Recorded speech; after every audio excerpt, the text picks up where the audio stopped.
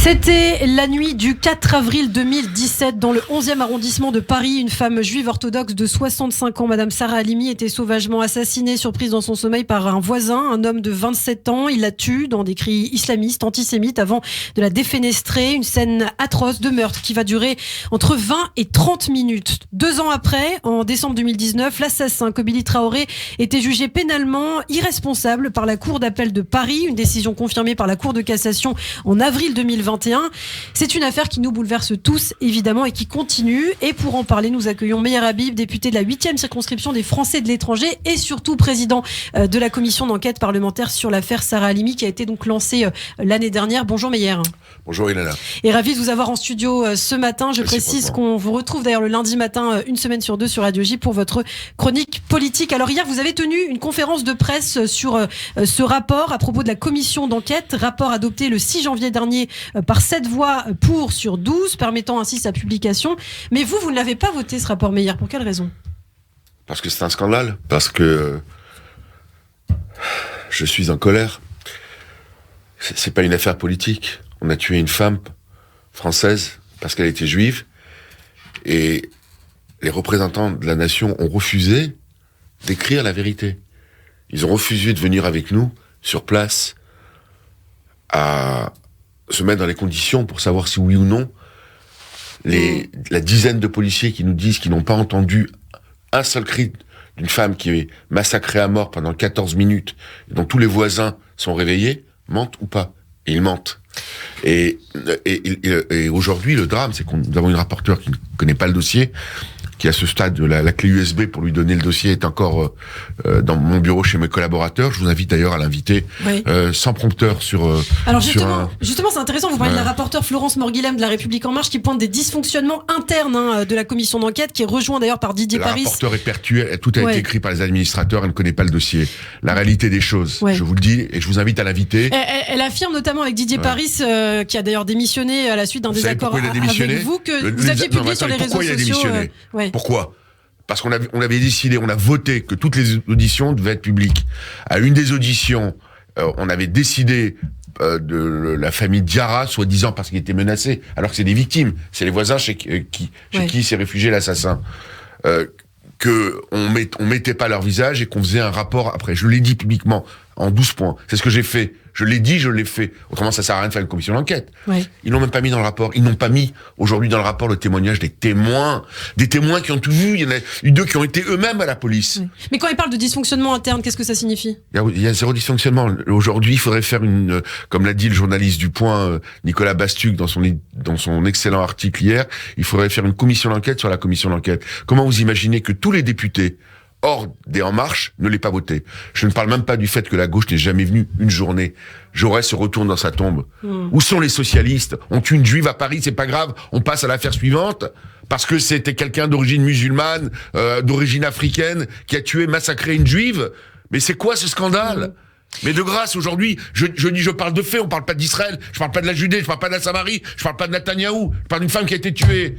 Les gens voient Meyer Habib, Israël. L'avocat Nathel Meister, hier sur i24 News, parlait d'un déni de réalité, un déni de vérité, le fait que la police a menti selon lui. Un déni de justice, on peut rajouter. Et que la hiérarchie de la police ne souhaite pas tirer au clair ces mensonges et dénonce une justice lacunaire. C'est ce que vous dénoncez aujourd'hui. Oui. Alors je vous dis aujourd'hui sur votre plateau, ma chère Ilana, les policiers ont tous été briefés avant de venir. J'ai les témoignages audio de policiers qui nous ont dit qu'ils ont eu beaucoup de mal à venir sur notre commission d'enquête. On a eu beaucoup de mal je n'ai pas pu faire... 30% des auditions que je souhaitais faire, j'ai pas pu les faire. J'ai réussi une fois que le rapporteur est parti à commencer à en faire. Elle est arrivée, elle était toute nouvelle. Elle a validé, faut que vous compreniez. C'est le président qui décide. Mais si le rapporteur n'est pas d'accord, on va à la commission. Et à l'époque, Paris m'a dit de façon meilleure, j'ai la majorité. Et oui, c'est la majorité. Donc tout était bloqué. Il fallait juste passer. Aucun n'a signé, quasiment, à part 3, heureusement sur 300 pratiquement, n'ont signé la demande de commission d'enquête. Marine Le Pen l'a fait. Très grosse partie des Républicains de mon groupe UDI, y compris du MoDem, et je dis bravo au MoDem, bravo à François Pupponi, bravo à Brahim Amouche, un député d'origine musulmane de Moselle, qui n'a pas voté ce rapport parce qu'il est attaché à la vérité, parce qu'il est psychiatre, parce qu'il sait comment ça se passe. C'est pas une question, c'est aujourd'hui, c'est une affaire dramatique, c'est une seconde affaire Dreyfus, c'est un déni, c'est une honte. Aujourd'hui, il n'y a pas eu de procès, l'assassin est en train de sortir, il sort toutes les 2 semaines sur place. Justement, on va en parler. La policière musulmane, l'amie a témoigné devant la commission d'enquête. Elle a eu tellement de mal à venir. Et elle nous a dit que elle le connaît depuis qu'il est né. Elle nous a dit qu'il n'était pas fou, bien évidemment. Chacun le sait, il a peut-être une bouffée délirante quand tout assassin, lorsqu'il tue ce crime, cette pulsion terrible, mais après il y redevient normal. Est-ce qu'il doit aller en prison? Il doit aller en prison toute sa vie. Justement, mais on va parler de Kobili Traoré dans un instant, mais d'abord, retour à cette enquête parlementaire. Vous avez mené des auditions, et d'ailleurs ça a été critiqué. Certaines personnalités apparemment ont été critiquées, peut-être, je crois qu'on a entendu parler de complotisme, notamment par le site LCP, qui parlait de que vous avez auditionné des personnes qui étaient complotistes. Alors LCP, qu'en est-il? Parlez-moi de LCP, la honte de la chaîne parlementaire.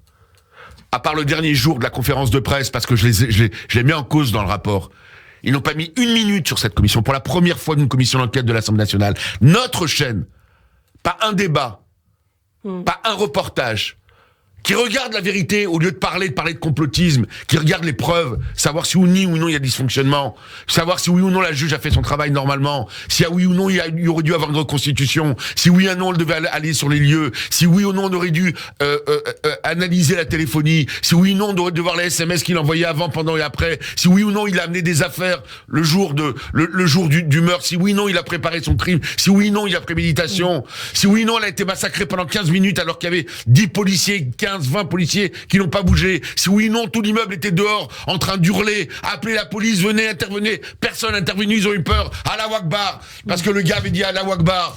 Alors ça suffit. Aujourd'hui, je peux me lâcher. Je me tais. Et c'est l'une des premières fois que je me lâche parce que je l'ai même pas fait en conférence de presse hier. Ça fait des mois que je me tais. J'essaie d'avoir mon rôle de président, de me taire et de prendre sur moi. Aujourd'hui, j'en peux plus. Aujourd'hui, ça suffit.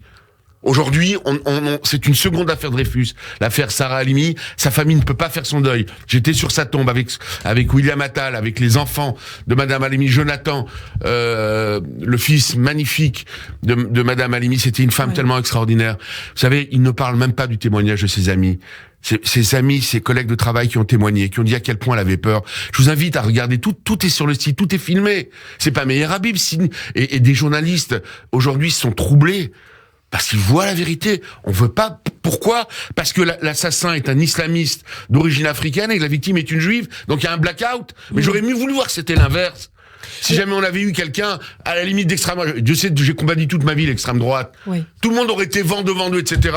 Mais là, aujourd'hui, j'ai dit la vérité. Ni de l'origine de l'assassin, ni de sa religion. En l'occurrence, c'était un crime islamiste. C'était un régime djihadiste. Le parquet antiterroriste n'a pas été saisi.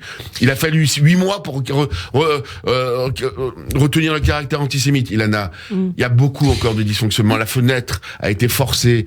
La juge a dit, demande, imaginez-vous. Oui, d'ailleurs, la juge d'instruction, c'est intéressant. L'avocat Nathalie Meister, toujours sur I24 hier, a dit que la juge d'instruction a montré une haine palpable envers les victimes, un comportement vraiment désagréable. Est-ce que vous en témoignez? J'en témoigne pas. Je constate qu'il y avait en tout cas pas d'empathie, à défaut de haine. Comment vous imaginez qu'une femme qui a été massacrée... Parce que le mot haine est quand même assez fort, surtout envers les victimes. Il assume ce qu'il a dit, oui. C'est lui qui l'a dit, c'est pas moi qui le dis. Je dis simplement... Moi, je dis ce que j'ai envie de dire. Nathanaël dit ce qu'il a envie de dire. Je suis pas ni son porte-parole, ni l'inverse. Je dis simplement que la juge d'instruction, lorsqu'on a donné les photos de Sarah Halimi avec ses enfants, petits-enfants, les seules photos qu'il y avait dans le dossier, c'est une femme martyrisée, qui avait plus de visage, qu'on a pris pour une asiatique, avec les corps, la jambe... Enfin, je peux pas vous décrire tellement que c'est invisible et terrible à voir, et ainsi que les images de l'autopsie. Mais moi, je les ai vues. Et c'est pour ça que je dois aujourd'hui la vérité. Et quand on a montré à la juge des photos de cette femme de bonté, elle n'a même pas ouvert le dossier, elle les a données à la greffière. Elle voulait... Elle a fait un jugement à décharge. Elle n'a pas été sur place. Elle a parlé elle a jamais vu. J. William Golnadel a demandé pendant 1 an à la voir. Elle n'a jamais vu, pas une seule minute. Elle a dit, j'étais pas là pour faire salon. Quelle honte. C'est ça qu'elle a dit devant notre commission. Elle n'a pas voulu répondre à certaines de mes questions. Et l'autre magistrat est arrivé avec quelqu'un du syndicat de la magistrature pour menacer. Et je dis encore une fois, honte à LCP. Honte à LCP. L'autre volet de cette commission, Meyer Habib, c'est l'irresponsabilité pénale donc de l'accusé. Récemment, William Attal, le frère de Sarah Halimi, toujours très choqué bien sûr par ce qui s'est passé, a déclaré que Kobili Traoré était sorti de l'hôpital où il était. Après coup, plusieurs sources ont démenti. Alors qu'en est-il exactement? Est-ce que Kobili Traoré sort, revient à l'hôpital? Qu'est-ce qui se passe? William Attal a retiré d'abord son poste. Il m'a appelé pour me dire que, en fait, il a pas dit. Il a raison lorsqu'il a dit qu'il était sorti, mais il est revenu. Et c'est ce qu'il fait régulièrement. Et c'est ce que la commission d'enquête a démontré, notamment grâce à Monsieur Dansette, un journaliste d'ailleurs que Monsieur Attal m'avait envoyé, qui a témoigné hier devant la commission d'enquête. Tout à fait par hasard, parce que c'était un voisin, ses gosses allaient à la crèche à la rue parallèle de la rue des Vaucouleurs, et tout simplement, il sort sans arrêt. La policière nous a dit, voisine, que il y a encore quelques semaines, son frère l'avait encore vu en train de parader, fanfaronner avec tous les dealers du quartier. Et il s'amuse d'avoir joué avec la justice.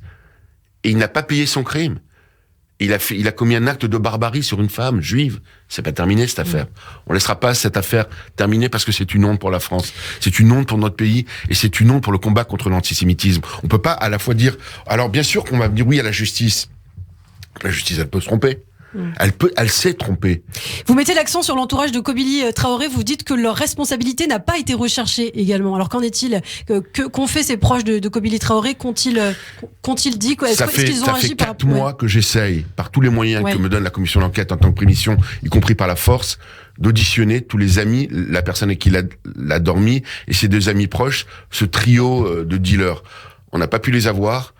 On n'a pas pu avoir leur téléphone, il n'y a jamais eu d'investigation, et on s'est rendu compte nous on a fait notre enquête, mais rien, moi j'ai pas de moyens. On s'est rendu compte qu'ils habitaient dans l'immeuble, il avait simplement enlevé son nom. La police ne voulait pas qu'on les auditionne, parce que j'ai besoin de la police pour les faire venir. Mais la police ne veut pas. Lorsque j'ai demandé à la police de venir, lorsqu'on a été à 1h du matin, j'ai téléphoné au chef de cabinet du préfet de police pour qu'il nous envoie quelques policiers. Quand vous avez fait la pour sécuriser. Oui, c'est pas une reconstitution, parce que on nous dit reconstitution, c'est se mettre dans les conditions du crime pour savoir si oui ou non on pouvait ne pas entendre Sarah Halimi. Parce que tout est là-dedans. Parce que si on entend Sarah Halimi, il y a non assistance à personne en danger et on peut attaquer la police et les policiers. C'est ce que vont faire sans doute aujourd'hui la famille de Sarah Halimi, Maître Machter, Maître Golnadel notamment, et nous-mêmes avec François Pupponi, nous allons réfléchir si jamais, parce que les témoins et certains policiers ont menti sous serment, de les attaquer selon l'article 40. Mais ça c'est une chose. Mais pourquoi? À la limite, on peut dire que c'est involontaire, mais tout a été fait dans cette affaire pour taire une affaire d'État. On ne peut pas se taire. Il y a que la presse juive. Mais où est toute la presse? Alors là, maintenant, hier, il y en avait plus ou moins à la conférence de presse. Oui. Mais regardez les dizaines de caméras pour l'affaire Benalla. Regardez l'affaire de cette jeune femme qui a été tuée, cette infirmière, son nom m'échappe, dont on parle jour et nuit actuellement sur BFM et autres, Jubilard. Oui. Voilà, on ne parle que de ça. Oui. Sarah Halimi, il y a un blackout. Il y a eu des dizaines. Pourquoi? Moi, ce que je demande une chose, de regarder nos auditions, de regarder les témoignages. Chacun peut se faire une idée et chacun peut se voir à quel point au début, j'avais des doutes. Aujourd'hui, j'ai des certitudes que nous avons prouvées. Morlighem ne connaît pas le dossier. Ouais. François Pupponi, Constance Le Grip, vice-présidente, qui était avec moi hier à la conférence de presse. Comment on peut expliquer que aucun député hors de cette majorité à l'AREM, entre parenthèses. Oui, vous dites que vous n'avez pas été je suis sorti de la commission des affaires étrangères, je vous le dirai peut-être dans ma chronique, parce que lorsque j'ai interrogé le ministre sur le fait, le tweet du président de la République, incroyable, de s'être réjoui de la personne qui a inventé le BDS, qui est le nouvel antisémitisme, etc., il ne m'a même pas répondu, et lorsque j'ai parlé, je donnais son sentiment sur Esther Orgen, cette Française qui a été massacrée à bout portant et qui reçoit un salaire de l'autorité palestinienne, j'ai pas eu de réponse, mais c'est un autre débat. Mais je suis déçu aujourd'hui de ce pouvoir. Je suis déçu d'Emmanuel Macron. Je suis déçu aujourd'hui de ces députés et de la façon dont ils sont comportés dans cette affaire. Parce que le président, pourtant, à Jérusalem, avait fait naître un espoir. Cet espoir, on n'a pas été au bout. Alors, je le dis avec beaucoup de passion, mais avec beaucoup de colère. Vous le sentez. Bien sûr. Aujourd'hui, j'ai envie de me lâcher. J'ai pas pu le faire pendant toute la commission d'enquête. J'ai encaissé et j'ai travaillé. On a réussi à avancer. On a tout fait pour me bloquer. Mais on a quand même bougé des montagnes. On a amené des preuves irréfutables et vous allez voir. Alors, cette commission d'enquête va amener à l'affaire n'est pas terminée. Justement, pour terminer, il nous reste quelques minutes. Meyer Habib, aujourd'hui, quelle est la suite? Est-ce que vous avez des outils juridiques peut-être pour clôturer cette affaire? Qu'est-ce que vous allez faire?